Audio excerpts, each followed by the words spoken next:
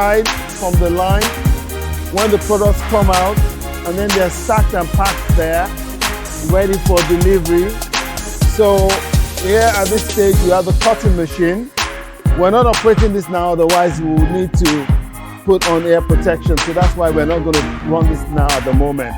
But this is where the products are cut to size. So this is the continuous line. This is where the products come out from. And it's, as the name implies, it's continuous, so it doesn't stop. So that way we have a rapid rate of production. Down at this stage is where we have the injection of the foam. So this is a dry run at the moment. This is where you have the injection of the foam. And at this stage is where you have the person manning and controlling the entire injection, and all the parameters are put in here for whatever kind of product they want. This is where we mix the chemistry for the product in order to achieve different types of density, texture, thickness, and different patterns. Come with me.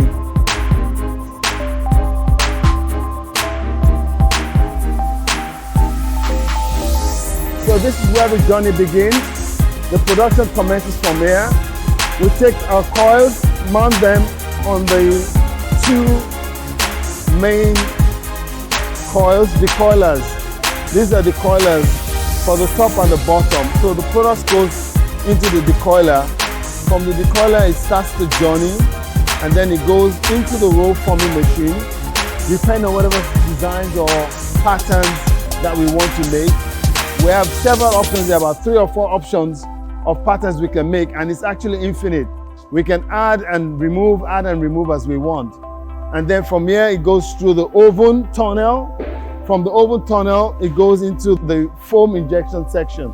So that is it. This is first fully automated, continuous line in Nigeria and probably sub-Saharan Africa.